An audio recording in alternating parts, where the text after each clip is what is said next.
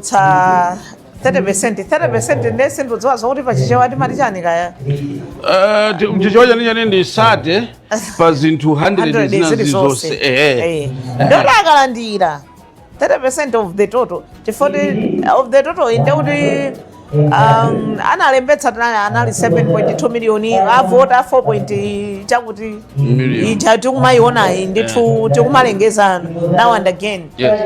Then of the total votes, of course Valena now unvoided, of the total votes amene anaponya anthu 30% akaonoti iyi nambala iyi yakwana 30% akwenera Malawi Electoral Commission ayambe kutipatsa zotsimikizika za results zotsatira zotsimikizika kuti panopa amene kulili uku ayamba kutsogola ndi awo olo atsogola ndi awo not ayamba kutsogola azifi kuti zizibwera baifa panopa counting yonse inathakale ndiye kuti process imene tili kapena kuti pamene tili panopa tili kumalechereche koma ndi imene a commission abungwe limene lachisankho akuunika tsopano zija umati za physical ndi za digital kumafanana ndikumayika kumawerenga zikakwana 30% tatiuze kuti zayamba bwanji kapena chabwino ndiyeno ndi process imene tinamvaso kuti mmene unanena kuti Amalawi ali anxious kuti kapena ali ndi chikhumbokhumbo chokuti atadziwa kuti chisankho chimene chayenda bwanji pamene amekiso akamafotokoza kuti akumvetsa zimenezo komanso ayiwo akutsatanso lamulo limalola kuti anene within 8 days yochitika chisankho tili mu tsiku lachitatu abalanse bwanji kuti mtundu wa Malawi ukufuna utadziwa zotsatira zimene mwachangu komanso kuli malamulo oti atsatidwe pa chisankho china anachikana cha 2019 cha president mpaka na chinabwerezedwa 2020 ndimakhulupirira kuti mwina bungwe la America kapena linaphunzirapo kanthu pamenepo kuti lizichita zinthu zake mosamala. Bungwe la America anaphunzirapo kanthu kakakulu ndikhoza kunena motsindika ndithu kuti information ya digital ndikhulupirira kuti pakali panopa ifa amati mavuto amene analipo okhudzana ndi network zina zinali zokhudzana ndi technical kuti mwina anthu amene amatithandizira m'maboma mu technicalities zoti how to operate the devices zinali mwina inanso vuto pena pake anatumiza ndithu ma technicians oti analathandiza komanso nkhani ya network anayipanga resolve.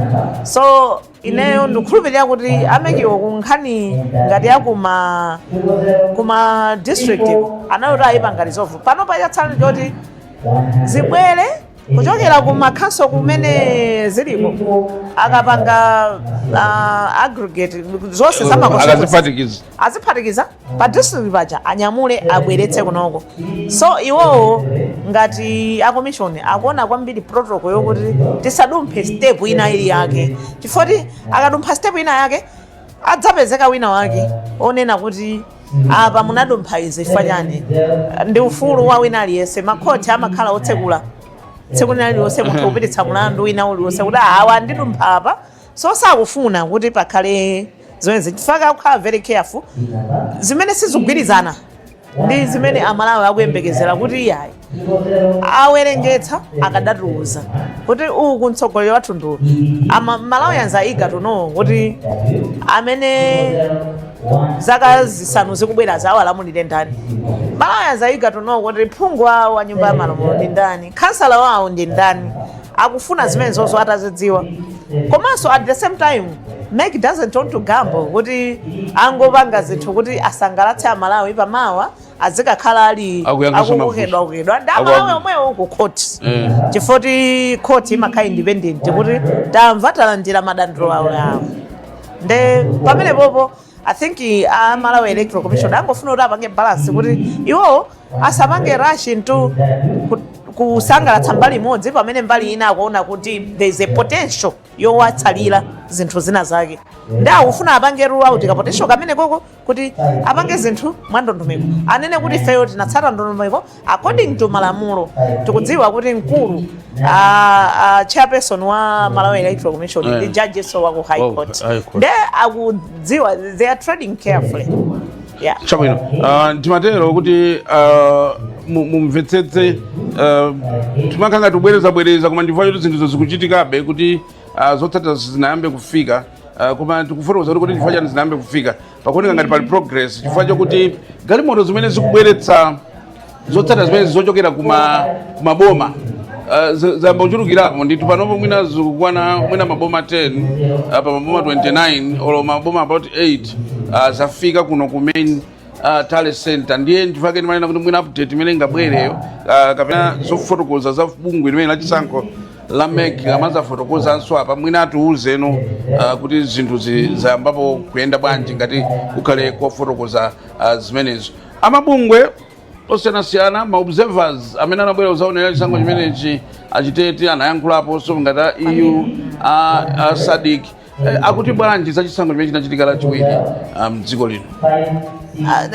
Mukatenga ma statement amene apanga produce the observer missions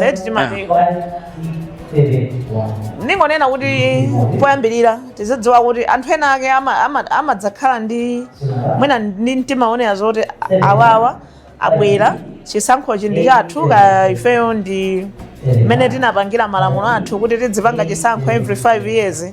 Anthu amene ajawa poyambirira pomwe amabwera upon request from the Malawian government. Okay.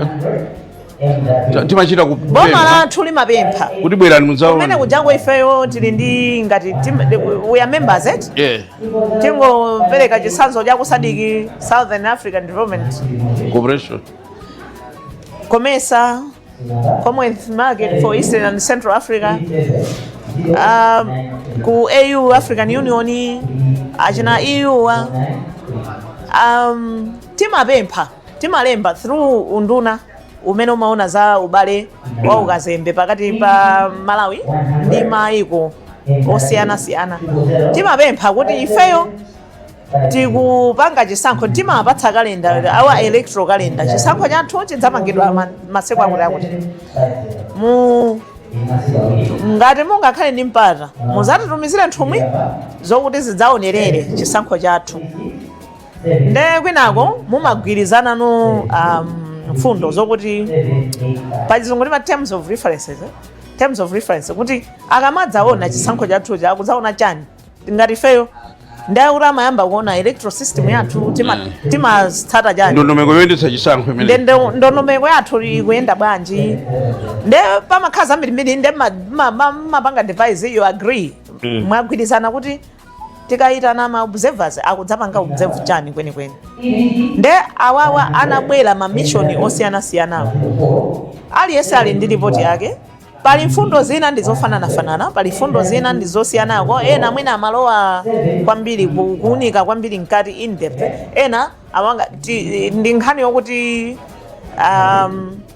mwina tikalowa mklasi ngati ya political science ndeti malowa no mkati kwenikweni komano for the sake of this discussion pali mfundo zina zimene ndinganena kuti ngati kwaneyo it's of interest for zakhazi kubwera pamwena pa zisankho zitatu o zinayi zimene zakhazi kuchitika mu dziko linolo mwina I can point out mwina 2009 2014 2019 and up to now choyambirira ndikuchita kudziwa zoti inuyo mundinena kuti nkhani ya azimayi representation ya azimayi nikunena nifa yani mundinena ifori madzawo kuti ndimankhula zimene kuti makonda kumenyera ufulu wa azimayi ndine zimayi nanga ndikapando zimenyera ro pamene akublema inu mungandimangeso inu mungandimenyera ufulu inu nditakumenyerani koma ano osatera papa chabwino chabwino representation ya azimayi pali nkhani ya representation ya azimayi yakhala yotani yokuti we keep on going down. We made a stride when we adopted the National Gender Policy, the Gender Equality Act in 2013. Okay, taika ngati malamulo ufuna kuteteza kuti azimayi tizikhala ndithu ndi representation yokwanira at all levels of decision making. Paliponse pamene pamapangidwa chiganizo choti chimapanga affect wina aliyense kaya ndi zimayi kandi zimambo kandi mwana kandi nyamata kandi tsikana timafuna kuti pazikhala at least magenda onse wa amuna akazi koma kunkhani ya ndaleko timati tipena tiyesera kuti ngati tikwera pang'ono makhala mwina 23% 29 koma sitimafika pamene ifeyo malamulo athu tinayika kuti at least it has to be 40-60 yo either akhala zibambo 40% or 60% azimayi koma izikhala within that range 40 to 60 kaikha 59 to 41 kaikha 53 to 37 47 you know zachonchozo koma sitimafika ndiye ngati recommendation hapa nopa anzathu amene anabwera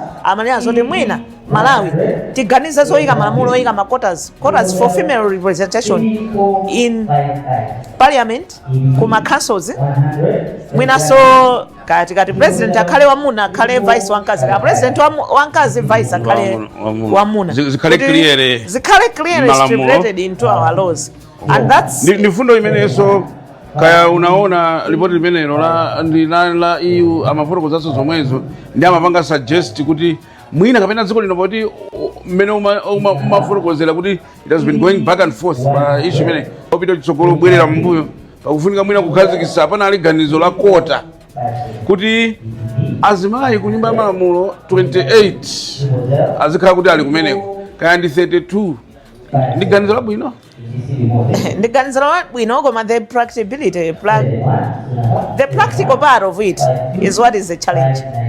Okay, our system regarding a minute masankhila how we anchor our members of parliament kuri muthu akakhale kuti wasankhidwa the system yathu ndiyosiyana. I will give an example mwina ndi system ngati ya ku South Africa. So tikanakhala ndi system yokuti mwina tikanena zokuti tapita muchisankho kuja tingovota kuti chipani chimene chitatilamulire assuming kuti we are literally based on a party basis. Yes. Tingonena kuti chipani A chimene tasankha Amalawi 50+1 ije tayitenga kuti chipani A chapeza 50+1 ndi chimene tasankha chipani chija chimene nochidzikayika no ma MP kuti ma MP athu akhala awa. Chipani B chikubwera ndi second chili ndi 25% yawo ija akuyika kuti ma MP athu akhala awa. It's easy to fulfill that, but where you fill in candidates olo chipani chitakhala kuti chayika makandidate kunena kuti ifeyo chipani chathu out of 229 constituencies 100 makandidates athu ndi akazi kumene kuja akakumana ndi competition it's not automatic kuti anthu akavotera. So that's where the problem is. Then tikwenera kuti ngati hybrid yake tikambe kuyamba electoral system yathu kuti what exactly do we want.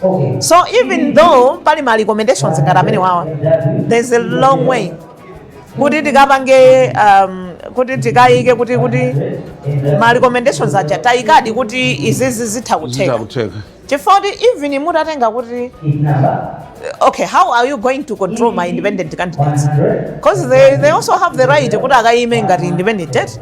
So would you say kuti iweyo chifukwa ukuyima independent chifukwa ndino amuna inuyo amadalitso ndino amuna ukuku simukwenera kukayimako ndi mmene ilili system yathu sizogwira kumakhala nokuti kukwangulano zonse in detail kuti ngati dzulo kwachitika chani what transpired ma developments amene akhala akuchitika ku nkhani zachisankho bungwe la meki likumachititsa misonkhano enaso amene akuthandizira kuona kuti kodi chisankho chikuyenda motani akumaperekanso mfundo zawo malingaliro awo ndemanga zawo pamene zinthu zayendera zimene zizi tikumazipanganso capture mu newspaper yathu kufotokoza bwinobwino kumvanso kwawa ndi awa mumakhala ndi ma details ena amene mwina tifuona kuti nakasipa nopa ndi chisankhochi information ikumathamanga kwambiri ndipena kumamisa zinthu unaona ngapike kachakudya wasempana china chake komanso mapeza kuti ena angonong'ona komano mu newspaper mu ndithu ngati Lero muli nkhani zambirimbiri kutengera kuti kodi ma developments amene achitika ndi ati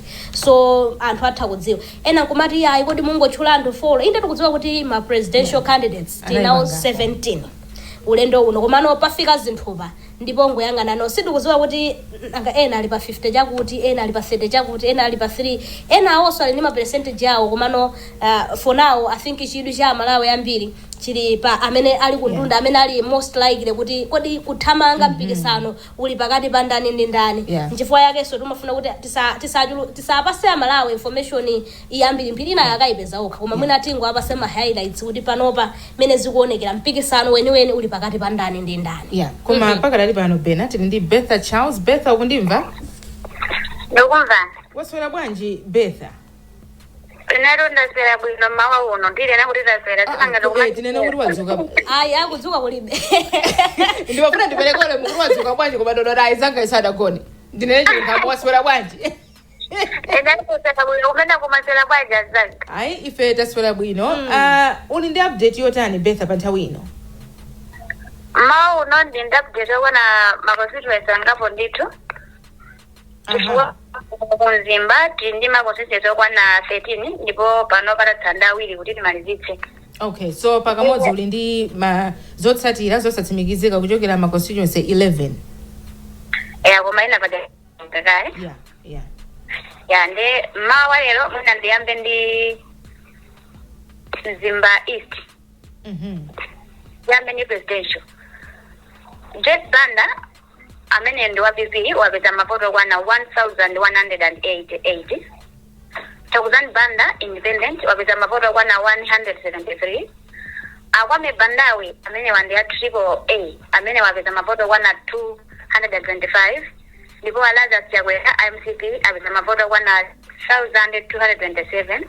Kamuzushi Wambo amene wandi Apetra apeza mapoto kwana 164. Adi Uchilungo amene wandi independent apeza mapoto kwana 76. Felix Tibojola amene wandi independent apeza mapoto kwana 108. Dalitsoka Bambe amene wandi UTM apeza mapoto kwana 2483. Atupele Muluzi amene wandi UTF apeza mapoto kwana 326. Peter Mutaliga amene wandi DPP apeza mapoto kwana 14008. Punzilo Mvula amene wa independent apeza mapoto kwana 42. Frank Mwenefumbo NGP apeza mapoto kwana 33. Ndipo Kondwa Nankuma PTP apeza mapoto kwana 27. Jordan Sauti PCV apeza mapoto kwana 10. Smart Swila independent apeza mapoto kwana 17. Milwa Tobias independent apeza mapoto kwana 12. Mai Wausi oja zake alide mlandu apeza mapoto kwana 99. Ndipo ku Zimba East komweko mbali ya pungu wa nyumba ya Malamulo zosatsimikizika Oliver Chiluba Myawa apeza mapoto kwana 3768. Joseph Maji Dulungu amene wandi independent apeza mapoto kwana 234. Donex Daniel Mufa amene wandi independent apeza mapoto kwana 725. Mines Ngoma amene wandi independent apeza mapoto kwana 8688. Ndipo Mike Nuga amene wandi DPP apeza mapoto kwana 1621. Wache Papili amene wandi Afford apeza mapoto kwana 4063. Ndipo John Pili independent apeza mapoto kwana 1393. Ndipo Stanley Salamba MCP apeza mapoto kwana 4599. Ndipo Kone Kaunda Masuande independent apeza mapoto kwana 192. Martin Yamala Kesta apeza mapoto kwana 201. Ndipo leta wena kuti kuzimba East mbali ya pungu amene utsogola ndi Minesi Ngoma ndi mapoto kwana 8688. Ndipo ku East komweko amene utsogola pa mtsogoleri wa dziko amene wandi Peter Mutaliga amene ya DPP ndi mapoto kwana 14008.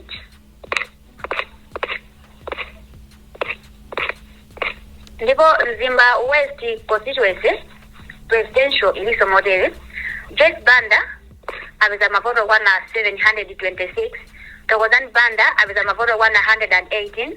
Akwame Banda AAA apeza mapoto kwana 299. Ndipo Alaza Siakwera MCV apeza mapoto kwana 9463. Kamuzu Chiwambo amene wandi Petra apeza mavoto 168. Ati Chilungo amene wandi independent apeza mavoto 126. Ndipo Felix Bojola independent apeza mavoto 135.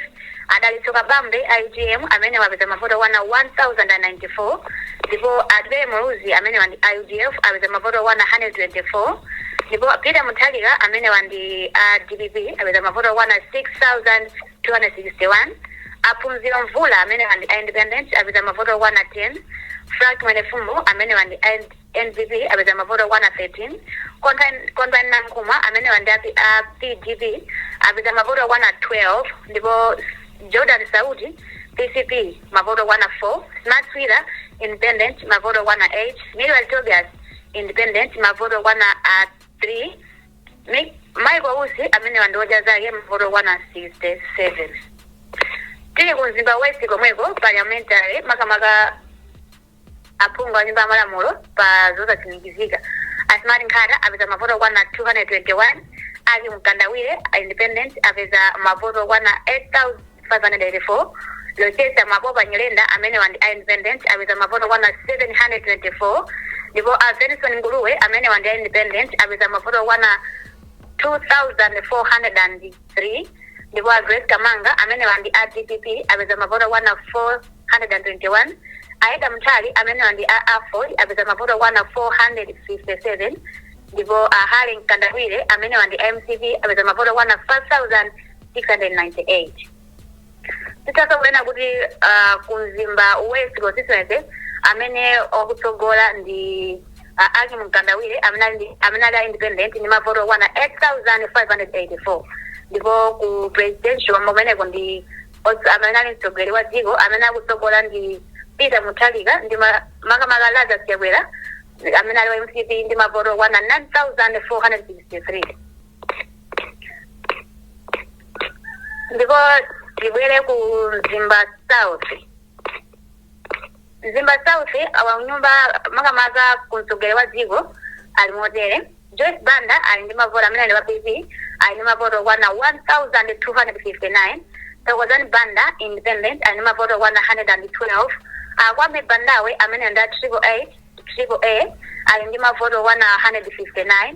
Lazarus Chakwera amene wandi MCP ali ndi mavoto 5352. Kamuzu Chiwambo amene wandi Petra ali ndi mavoto 168. Ati Chilungo amene wandi independent apeza mavoto 126.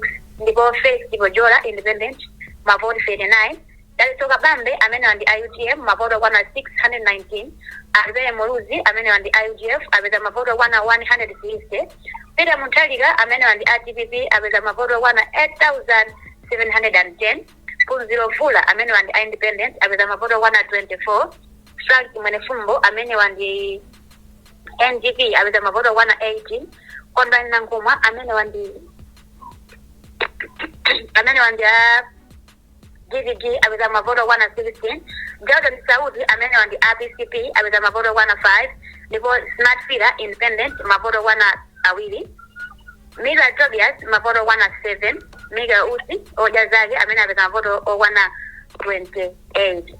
Ndipo Zimba South omweyo ku nyumba ya malamulo makamaka South East Zimba South East nyumba punga nyumba ya malamulo results also significant. Alapton Jihaula Shawa amene wandi ITM apeza mavoto 1961. Ndipo Axon Galaire amene wandi APP apeza mavoto 4946. Jordan Chilambo Banda amene wandi independent apeza mavoto 1582. Ndipo Winfred Jonas Kagoma amene wandi IMCP apeza mavoto 4332. Ndipo Gentry Kamanga amene wandi independent apeza mavoto 2355. Jackson Kayuni amene wandi DPP apeza mavoto 2563. Cornelius Luanga amene wandi IGF apeza mavoto 113. Ndipo Jonathan Wisdom Magawa amene wandi Afford apeza mavoto 134. Ndipo litakwena kuti amene akutsogola ku Zimba South East mbali ya phungu a nyumba ya malamulo ndi Axon Galaire ndi mavoto 4346. Makamaka Winfred Jonas Kagoma ndi mavoto sorry pamenepo tibwerezepo tikuena kuti amene akutsogola pakadali pano ndi Action Winfred Jonas Kagoma amene wandi IMCP ndi mavoto kwana 4,432 ndipo ku atsogoleri wa dziko amene akutsogola ku South East ndi Peter Mutharika ndi mavoto kwana 8,710 ndipo tibwere ku Mzimba Kafukule kumene kuli Tom osatimikizika mtsogoleri wa dziko Jamnyando ya Jess Banda aweza mavoto kwana 604 amene wanda PP. Thokozani Banda independent aweza mavoto kwana 128. Ndipo Awame Bandawe amene wanda 888 aweza mavoto kwana 160. Alaza Chakwera MCP aweza mavoto kwana 5,167. Kamuzu Chiwambo Apetra aweza mavoto kwana 83. James Chirungo independent aweza mavoto kwana 35. Felix Bojola independent aweza mavoto kwana 44. Dalitsoka Bambe IGM aweza mavoto kwana 1,000. Peter Mutharika DPP aweza mavoto kwana 8,438. Advere Muluzi IGF aweza mavoto kwana 176. Punziro Vula independent aweza mavoto kwana 19. Frank Manefumbo RNGV aweza mavoto kwana 13. Kondan Nankoma DPG aweza mavoto kwana 23. Jordan Saudi RCCV aweza mavoto kwana 5. Smansfila independent mavoto kwana 5. Mira Tobias independent mavoto kwana 9. Miguel Usi oja zake mavoto kwana 47. Ndipo amene akutsogola kumbali ya mtsogoleri wa dziko ku Mzimba Kafukule amene wandi Peter Mutharika ndi mavoto kwana 8,438 amene DPP.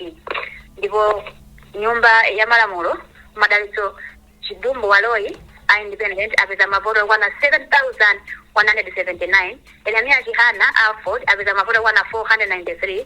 Bile Kaunda amene wandi independent apeza mavoto kwana 5,582.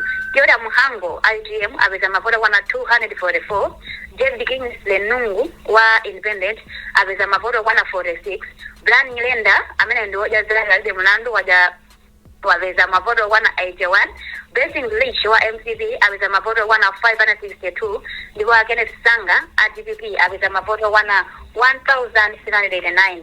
Titakwena kuti kumbali imene ya pungwa nyumba malamulo ku Mzimba Kafukule amene akutsogola pakadali pano ndi madalitso Chidumu Waloi amene ndi mavoto kwana 7,179 amene wandi independent.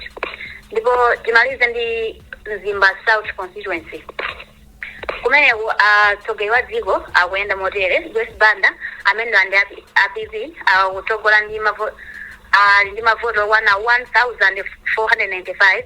Ndipo Thokozani Banda independent ali ndi mavoto kwana 193.